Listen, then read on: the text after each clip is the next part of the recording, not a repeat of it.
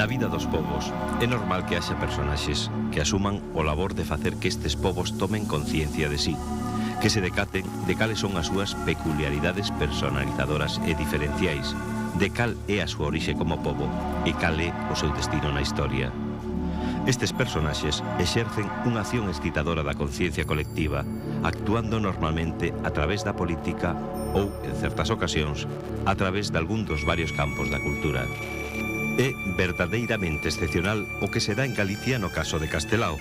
Nel asume plena lucidez a ánima galaica e a través del a galaicidade é nos presentada feita arte plástica, feita literatura, feita pensamento e expresada tamén en forma de praxe social e política. Esta prodixiosa capacidade de traducción a tan variadas linguaxes non ten igual entre os povos do noso contorno.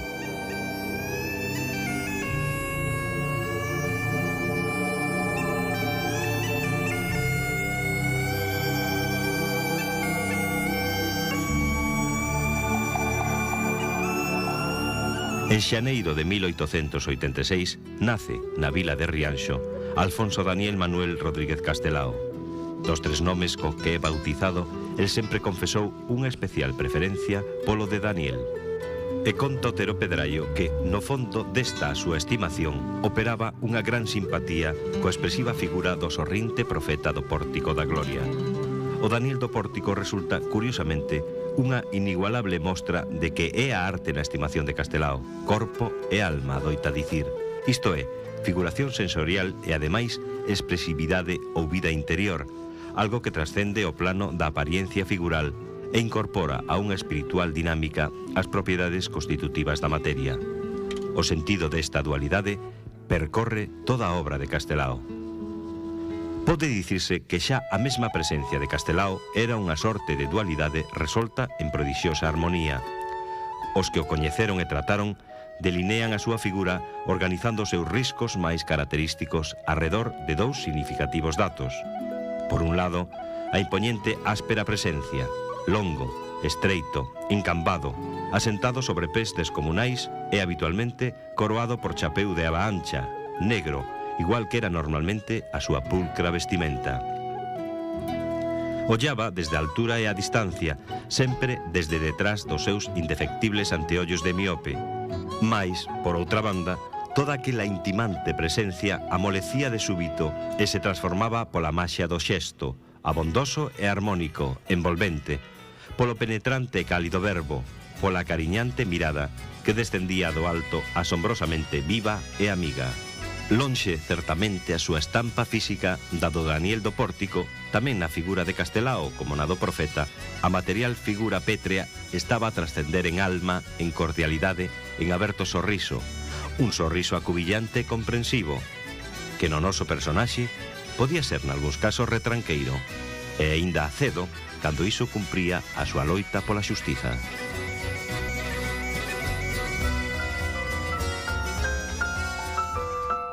Castelao, que vivirá, como veremos, na Argentina un doloroso exilio a partir do ano 1940 e ata o ano 1950 no que morre, vive xa naquela terra de neno a traumática experiencia da emigración.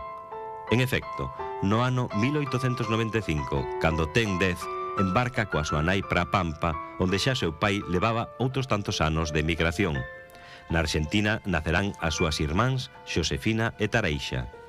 A temperá experiencia de emigración resulta decisiva na conformación do Castelao debuxante, na do escritor e tamén na do político, comprometido coa condición e a sorte do pobo galego. No seu libro Retrincos, conta da súa inesquecible viaxe migratoria. Axiña de arribar a Bos Aires, pillamos un tren que corría moito, e logo outro tren que corría pouco, e despois un coche de cabalos que nos levou a tombos polo deserto da Pampa. Naquela soidade plantara meu pai unha casa. Miña nai, a pobre, choraba de verse entre xentes en religión, e os dous, feridos de saudade, botábamos de menos a proveza limpa dos meus avós.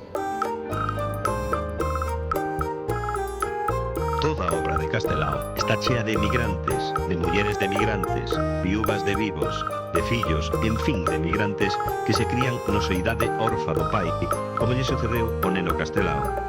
A emigración remata moitas veces na desgracia total. Eu non quería morrer alá, sabe, miña nai. Con independencia das determinantes sociais e económicas do feito emigratorio, Castelao ve na emigración un ilustrativo exemplo do que é o desgarro existencial do home galego, partido en dous, proxectándose, por un lado, máis alá da casa e da terra, pero ficando ao mesmo tempo preso e cativo do seu engado.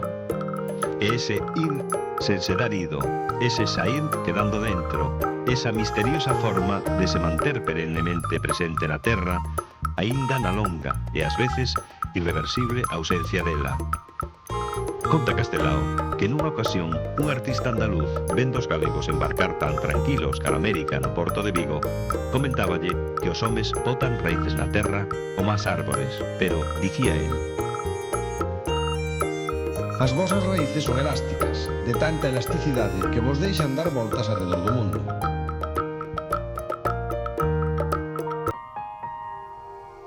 Retornada a familia Rodríguez Castelao da emigración, o Rianxo da súa nenez seguirá a ser o domicilio familiar de Daniel mesmo durante os anos de estudiante de medicina en Santiago. A Vila Ouronsá continuará a ser onde fundamentalmente reside de recén graduado nos decisivos anos de 1909 a 1916, unha etapa fundamental na orientación e consolidación do Castelao artista comprometido coa causa dos sectores populares cos que convive. Non resulta gratuito afirmar que é o mar e son as terras de Rianxo as que suscitan no Castelao artista unha peculiar maneira de ver a paisaxe. El sempre fixo gala de ser plenamente permeable aos engados das paisaxes nas que vive e nas que se nutre. Sinto a nosa paisaxe e podo dicirvos que o pouco que valo débollo a estar deitado nos piñais, deixando que a natureza entrara dentro de min. A singular vivencia da paisaxe que Castelao proxecta na súa obra tamén remite a unha grande dualidade. Repite, en efecto, que a paisaxe non se esgota no plano da simple apariencia. Hai algo na paisaxe, unha vida ou espírito máis alá do plano da simple visión, o que compre que o artista chegue. Noite de luar. Na beira dunha encrucillada de lenda, un cruceiro ten a rentes de sí a mesa de pedra onde pousan os mortos para botarlle o responso. Por entre os piñeiros amostras a ría Maina. A lúa está pendurada da ponla dun pino. O pintor ten que evocar algo máis que unha visión, pois na mesa de pedra do cruceiro, aquela mesma tardiña, pousaron o corpo dun rapaz que veu do servicio. Castelao vía a natureza como algo vivificado pola alentadora presencia do espírito. Este espírito pode ser a propia divindade. Eu escribiría con maiúscula todas as letras da verba natureza, aínda que me chamasen panteísta. É, desde logo, o elemento espiritual que impregna as paisaxes e tamén a realidade e as accións humanas. Neste sentido, el subliña explícitamente en varias ocasións a caracterización que fai de Galicia Otero Pedraio. Non entrar da paisaxe no home e do home na paisaxe, creouse a vida eterna de Galicia. Nestes anos mozos e rianxeiros teñen lugar tamén acontecementos trascendentais para a consolidación da persoa e da figura pública de Castelao. Por un lado, casa na estrada con Virxinia Pereira, en cerimonia que oficia Rei Soto, o crego e poeta ourensán, e nace, un ano despois, o seu único fillo Afonso Xesús, que morrerá na adolescencia. Por outra banda, en 1912, adírese á Liga da Acción Gallega, a organización agrarista que dirixe o dinámico crego Basilio Álvarez, comprometéndose así na loita da que nunca se arredará pola causa dos sectores populares galegos, o combate contra o caciquismo, contra os foros e trabucos que esclavizan o mundo labrego, contra a aplicación inxusta da xustiza, contra as leis centralistas inadecuadas á nosa realidade labrega e mariñeira. Por último, en 1916, adírese á organización Irmandades da Fala, comprometéndose así coa causa da lingua e da cultura galegas e, en definitiva, coa do feito diferencial de Galicia, negado pola acción unificadora da España centralista. Estas dúas grandes realidades motivadoras, a causa agraria e mariñeira e a causa de Galicia, van resultar a partir de agora inseparables para Castelao, que as interpreta na súa obra como dúas caras dunha mesma situación dramática. O labor creador no terreo da arte é algo que Castelao exercita con vocación durante toda a súa vida, pero vai ser obxecto dunha especial dedicación entre o ano 1916, xa establecido en Pontevedra como funcionario e profesor de debuxo do Instituto, e o ano 1930. Castelao manifestarase satisfeito do seu progresivo abandono da pintura pola caricatura social que se lle revela máis potenciada que aquela para análise da realidade, para o documento, para a denuncia, para a crítica. A beleza para el está integrada no plano da verdade, no da testemunha. Eu non cultivei endexamais a arte pola arte, e co lápiz ou a pluma só quixen ser un intérprete fiel do meu pobo, das súas dores e das súas esperanzas. A beleza intégrase igualmente na liña do ben. Trátase, di, de facer avalar un corazón humán, de poñer a estética ao servicio dunha ética. Con este medio cento de dibuxos intentei desacougar a todos os licenciados da universidade, amas de cría do caciquismo, a todos os que vivían do favor oficial. Na colección coñecida como Álbum Nos hai un especial empeño por lograr que a xente de Galicia se erga definitivamente desa sorte de pasividade fronte a unha situación negra creada polo centralismo e a explotación, pero que chega a asumirse como fatal e irremediable, xerando posicións de acatamento sumiso e resignación estoica. Chora porque o cacique deixou no a pedir. Se fose un irmán labrego, teríalle fendido o corazón. Dou seu fillo para Cuba e o seu neto para Melilla, mais agora non ten cartos para pagar os trabucos. Quedarás en chouza. A mesma emigración, a pesar da súa emprendedora apariencia, preséntasenos como resposta vencida do lado da resignación fatalista ante a situación. A xente cala, vira de costas e baixe.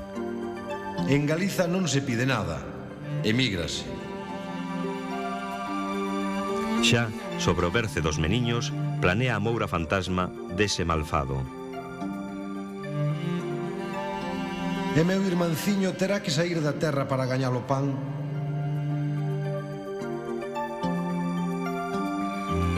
O horizonte é tan pecho que non soñan máis que cando dormen. neste contexto ten pleno sentido o desesperado laio do autor. E que o seu brazo somente sirva para guindar árbores. Durante a Guerra Civil, o Castelao republicano será tamén un combatente coas armas do lápis e o pincel. Crea e presenta ao mundo os seus álbumes de guerra.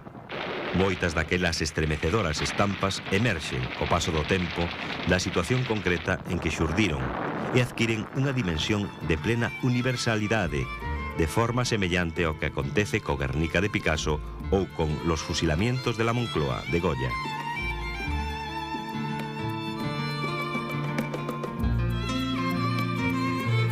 A derradeira lección do mestre é unha inesquecible lección para os nenos acerca dos arrepiantes efectos da intolerancia e a crueldade humanas.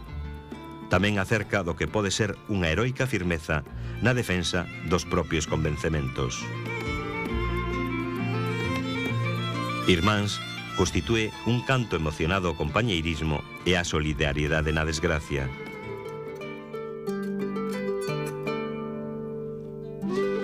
A conxunción armónica da dimensión plástica e da dimensión literaria fai único o libro Cousas, publicado en 1926. A dualidade, o trascendental sentido da dualidade en que Castelao se move, comparecen cousas a modo de, por un lado, sútil ideación descritiva ou narrativa, e por outro, da delimitación concreta das formas icónicas do debuxo. Chamanlle a Marquesiña e os seus peiños endexamais se calzaron. Vai á fonte de Pelica Patacas e chamanlle a Marquesiña.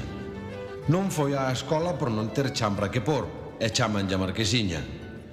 Non probou máis lambetadas ca unha pedra de azucre e chamanlle a Marquesiña.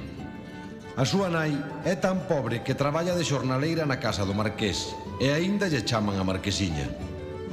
A timidez suxestiva da unidade literaria faise denuncia clamorosa na representación plástica da marquesiña, rendida contra o chan, abatida, insignificante, case perdida debaixo do rexo alzado barroco da fonte do Pazo Fidalgo.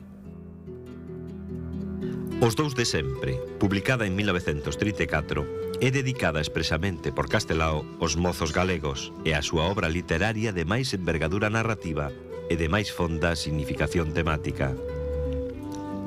A traxectoria existencial humana a resultar da conxunción armónica de dúas tendencias antagónicas chamadas a complementarse.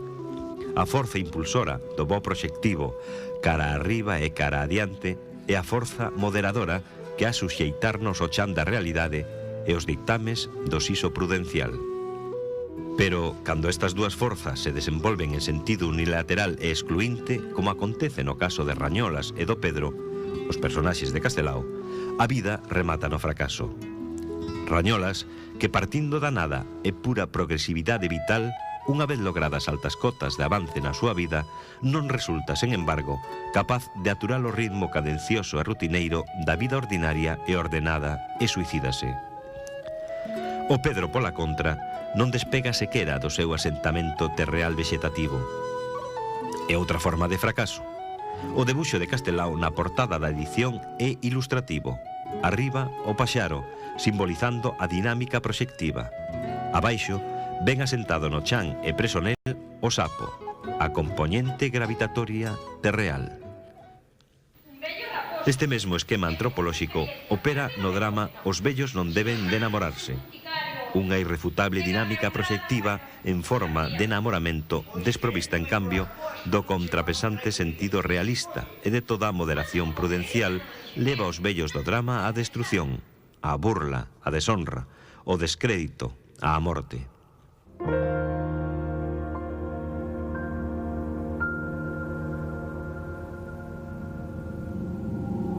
A partir do ano 1930, desenvólvese a etapa da vida de Castelao de máis actividade política, reclamado por esa insubornable vocación súa de loitar pola redención das clases populares galegas, o cal revelábaselle como indisociablemente vinculado ao feito de que Galicia se recuperase na plena conciencia de sí e asumise totalmente os seus destinos.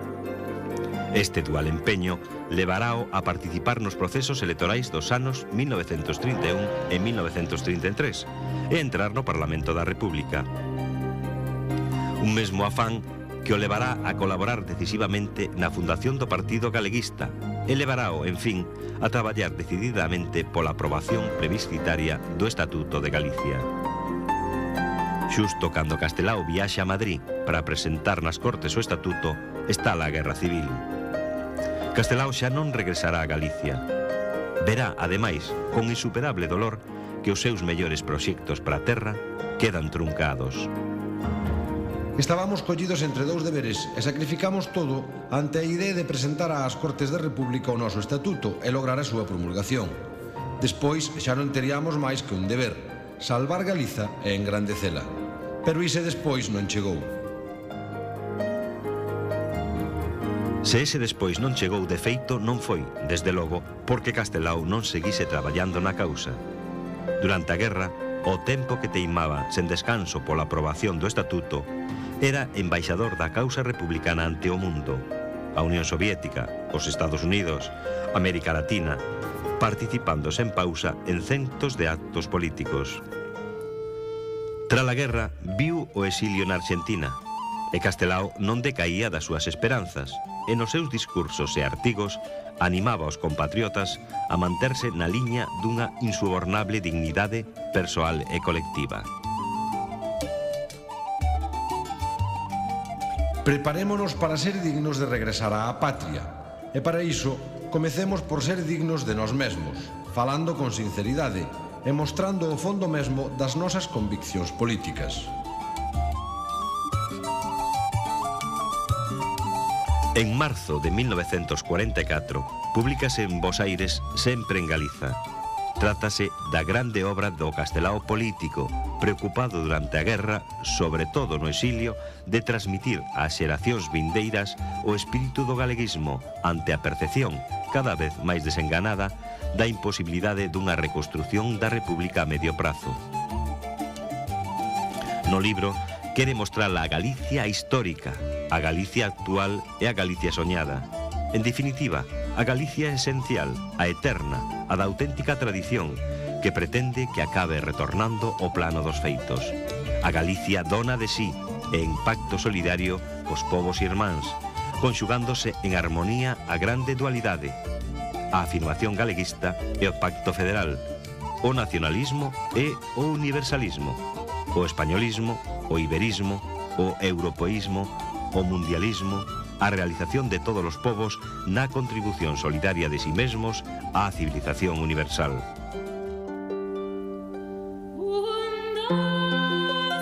Nos derradeiros meses da súa vida, os amigos esfórzanse porque saia a tempo do prelo as cruces de pedra na Galiza, un proxecto longa e intensamente traballado por Castelao. Roe nel a dolorosa e irreversible doenza e foise sumindo no amargo desespero do retorno. Xa en 1946, la hallábase con dramáticas verbas que nel non se cumprise o dereito de todo home a saber, cando menos a partir dos 60 anos, onde vai morrer e que terra o a recoller.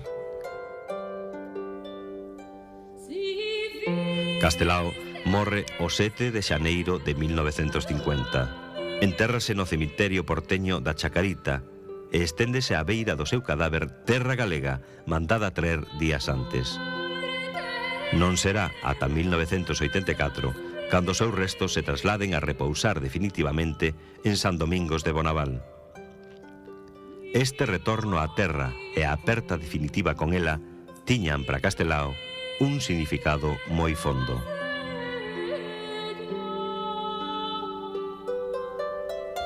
A patria é a terra que nos dou o ser e que nos recollerá na morte como a semente de novas criaturas. Eu de min sei dicirvos que se despois da morte tivese que voar máis alá das estrelas visibles para ir a un paraíso tan alexado da terra que nunca máis puidese vela, de boa gana renunciaría á inmortalidade para rematar a miña vida debaixo dunha laxe e converterme en ervas ventureiras.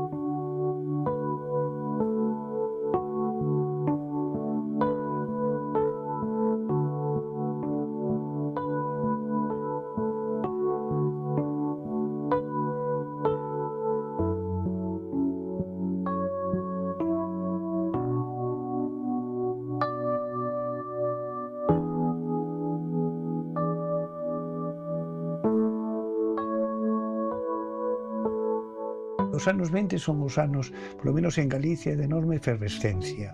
É dicir, son os anos en que moita xente está recibindo de Europa, onde hai unha cantidad de movimentos vanguardistas, sobre todo tamén tradicionais, están empezando a chegar. O que estaban utilizando case todos os artistas e as imprentas na reproducción de estampa múltiple era sobre todo para estampar en revistas e xornais, era sobre todo a litografía. A litografía supoñía para unha imprenta pois ter unha estrutura de pedras litográficas, de profesionais que prepararan a pedra, e resultaba tamén un proceso elevado e caro. Co linóleo ti podes aquí agora encima dunha mesa, gravas en tintas, pos un papel e incluso sin prensa, con baren podes facelo, é moi doado de facer, moi simple. Entonces, ten a capacidade de permitir a moita xente con distintas concepcións artísticas experimentar e publicar. Castelao ten unha concepción da arte que está moi vinculada a súa proxección social e que, polo tanto, un tipo de obra que é reproducible. Entón, aí, obviamente, o gravado ten un papel e ten un sentido. O linolio, a xilografía, traballa con planos, non tanto con liñas. Entonces, a liña é máis típica da calcografía. Traballa con planos e esa, digamos, contraste entre planos oscuros e planos negros e zonas blancas é moi expresiva, moi chamativa, e penso que Castelao xa estaba a buscar algo dese tipo e que quería algo para que, digamos, asentar a súa visión da arte, que era a arte está para enviar un mensaxe político, social, cultural, comprensible polo povo, pola xente. El sabe que o dibuixo é unha arma estratégica para usar. Entonces, tamén cando fai carteles sabe que ten que facer un cartel seductor para que as persoas se sinta atraída por esa reclamo. Entonces, ele usa a arte no sentido de útil, tanto nos debuxos, para que a xente pense e recapacite, como arma política. Usa tamén a arte como unha seducción no deseño, ele é o creador dunha arte propia galega nacional, e ao mesmo tempo tamén lle interesa innovar na arte ou que os outros que veñan atrás, se xa o caso de Carlos Maside ou de Colmeiro, pois podan aprender de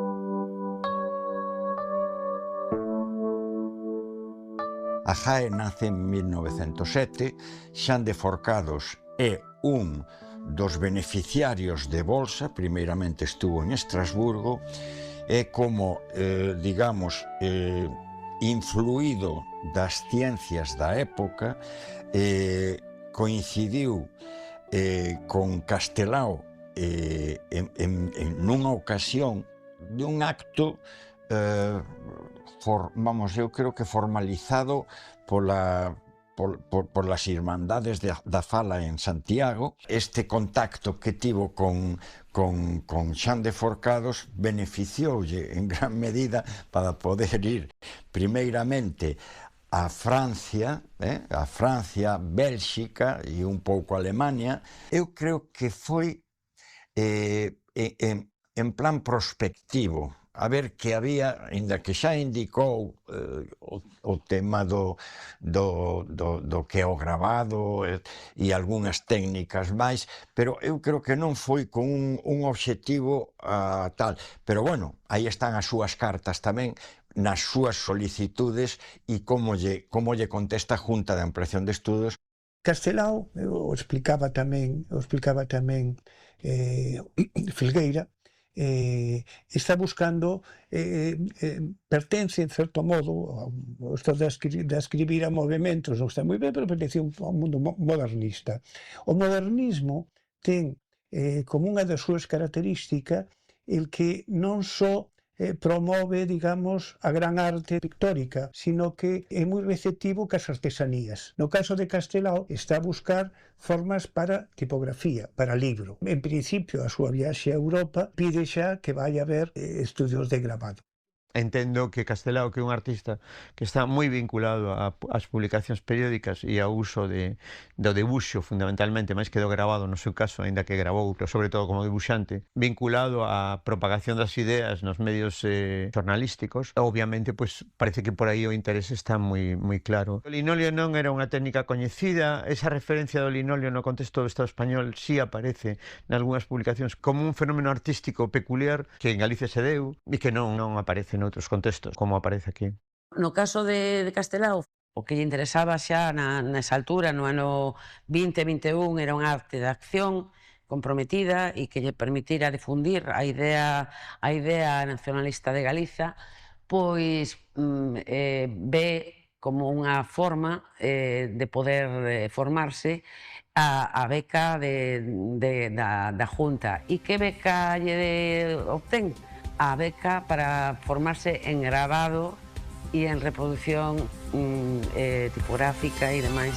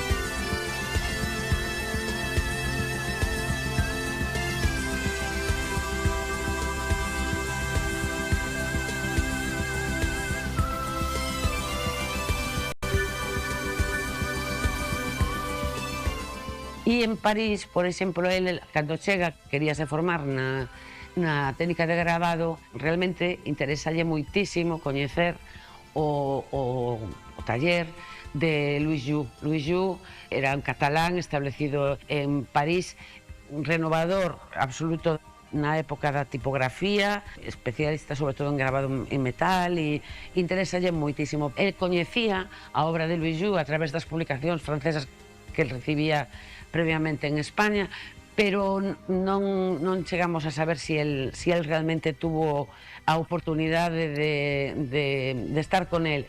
O que sí está claro é que era alguén que lle interesaba moito. Estas tipografías que Jou facía teñen bastante influencia na súa obra. Tuvo moi poca oportunidade ou moi poucos meses para a súa formación. El xa iba pouco sabido do que querría realmente ver.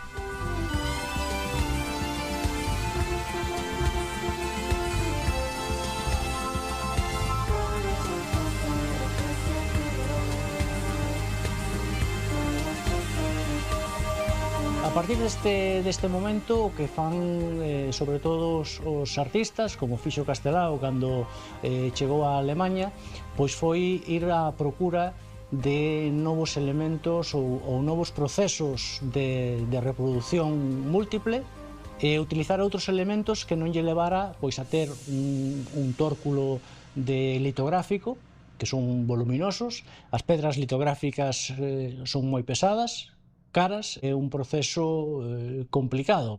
Pero onde realmente el vai a descubrir a forza e a potencia da reproducción, por exemplo, do linóleo en Múnich. E aí aprende a técnica do linóleo, que se adaptaba moi ben pois ás condicións editoriais da Galicia da época. O linóleo non é máis que un material sintético, un plástico unido a unha rede, a unha esterilla, vale? Donde ti podes facer xilografía, pero dun xeito moito máis fácil, moito máis dúctil, moito máis fácil de traballar, non? Pensemos que na xilografía é sobre todo un material moi duro, úsanse madeiras de boj ou de pereira, que son materiais moi duros, non? Polo tanto, o proceso de tallado é moi duro e moi laborioso, con moito tempo. Que ocorre co linóleo? O linóleo é moi fácil de tallar, moi blandiño, apréndese dun xeito moi fácil, realízase en moi pouco tempo, Castelao puido facer, por exemplo, con un anaco de linóleo tallando varias partes, tallando os brancos, e realiza unha obra de xeito rápido e de xeito moi bo para a reproducción en imprenta, porque estes tacos podíanse meter dentro da propia imprenta, ou imprimir antes a imaxe e logo o texto, ou imprimir antes o texto deixando oco para a imaxe que logo se reproducía a través do linóleo, do linograbado. Eso foi pois unha revolución total. Parte do que ve deixa un diario de artista. Ese diario de artista está composto por un texto que está en galego, que é o primer texto dun diario que se fai en galego, dun diario de arte, e ao mesmo tempo vai complementado con ilustracións, suxestións, postais que compra, cousas que pega ali, de tal maneira que o propio diario en sí, aparte de ser un diario, tamén é unha obra de arte en sí, composta con eses anacos, con esas colaxes e todo eso. Entonces, como obra artística é excepcional no sentido de que nos fala moi sinceramente do que ele pensa, é un home moi sincero no que opina, é como algo privado e que despois se fixo público. Entón, esa conxugación dese home que nos dá a súa mirada e ao mesmo tempo fai unha creación artística, pois convirte ese diario nunha peza excepcional.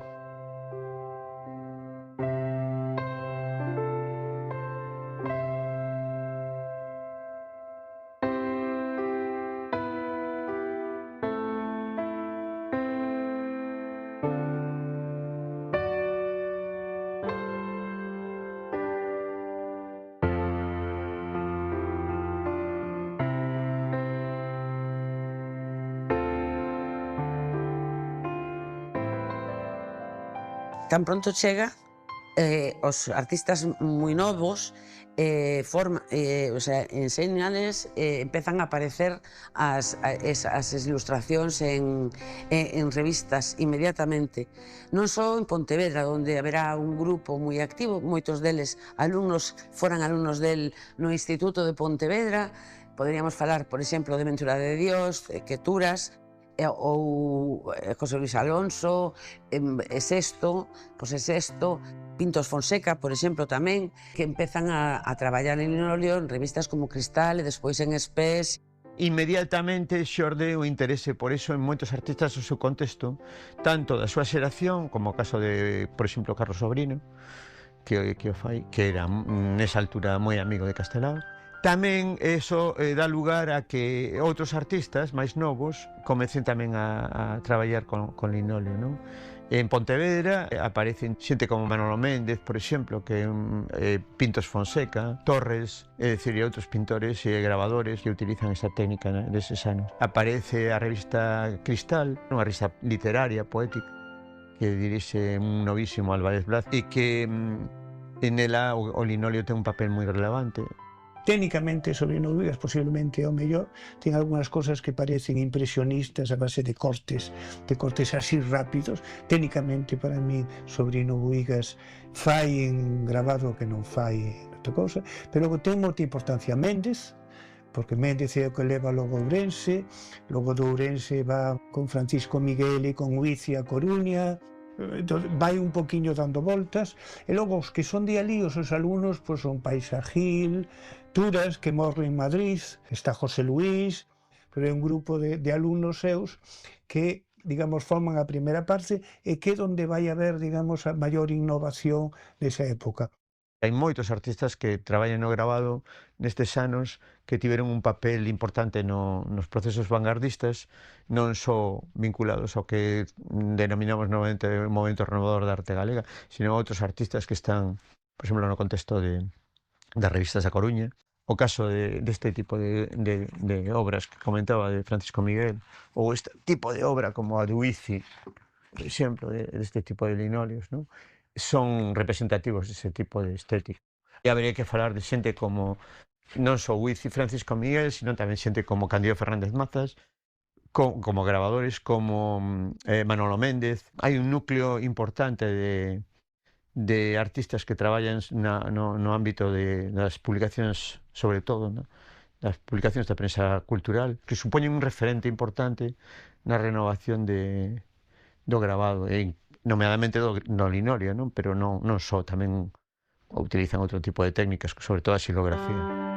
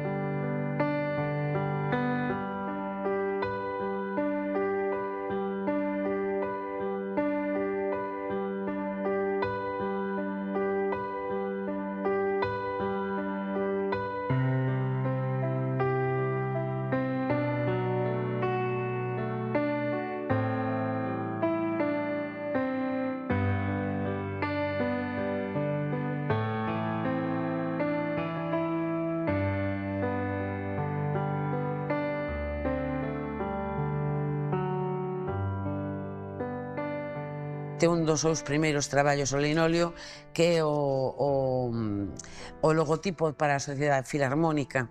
Logo, claro, o exemplar, esta é unha proba para o número 30 da revista Nós, que tamén é linóleo, e que, como se ve, é unha técnica que permite unha gran expresividade nas imaxes. Fácil, aquí temos tamén a plancha, unha plancha de linóleo, que pasa que é bastante frágil, non permite, digamos, unha tirada moi longa, porque se cuartea, é bastante difícil a conservación, e a plancha con que el fai ese cartel para as exposicións do álbum Nós, na que se reproduce a sí mesmo pois no linóleo, e que por sorte pois conservamos as dúas, tanto a plancha como positivo. E aquí temos, por exemplo, pois a original, o dibuixo original do enterrador, que é unha versión do que el incluye na publicación do Ollo de Vidro como primeira ilustración. Logo, bueno, son fantásticas as pequenas ilustracións onde aparecen os esqueletes, que son realmente modernos e fantásticos.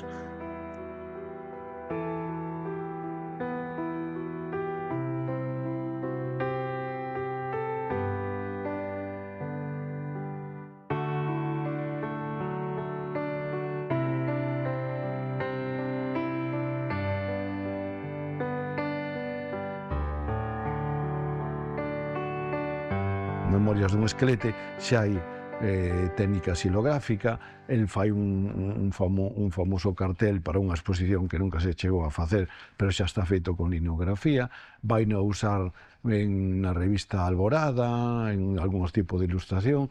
Non hai moito linóleo del, hai algún linóleo que fixo po cartel de 1931 da candidatura galeguista para o 28 de xuño, e poucas máis imaxes de linóleo. É algo que lle interesaba, pero Castelao, máis que nada, é un dibuixante, tuvo repercusión porque lle ensinou aos demais a poder traballar aí. Se comparamos, por exemplo, as ilustracións dunha revista consolidada como era a Vida Gallega, e o comparamos con estas novas publicacións que nacen a partir de aí, finais dos anos 20, principios dos 30, a diferencia é abismal. E logo, incluso, artistas un pouco máis novos que Castelao, como Fernández Mazas, como Son Méndez, son artistas que xa que están máis próximos a ese manifesto máis alá da renovación plástica, e que están máis preocupados ou máis interesados en unha estética orfista ou unha estética futurista que a Castelao non lle interesaba. Van a poder facelo a través precisamente destas publicacións, en publicación en Coruña Ronsel, ou revistas que son non solamente para Galicia, para a renovación editorial tipográfica en Galicia, sino a nivel nacional. Hai un perfil de artistas galegos dese momento que ten un perfil moi intelectual e tamén mesmo teórico, non? É moi coñecido o caso de Castelao, que escribiu moito sobre todo con moito rigor sobre cuestións que tiñan que ver coa plástica, é dicir, era un interese particular del, non? As conferencias de Castelao son un exemplo claro, pero outros artistas teñen un perfil intelectual moi claro. Luis Xoane é moi evidente, non? Pois unha xeración máis nova, pero que xa actúan nos anos da República, están aí presentes e que traballan tamén desde o punto de vista teórico e ten algúns textos moi interesantes sobre arte galega. O caso de Carlos Maside é moi interesante, porque Carlos Maside é un artista moi reflexivo, moi intelectual.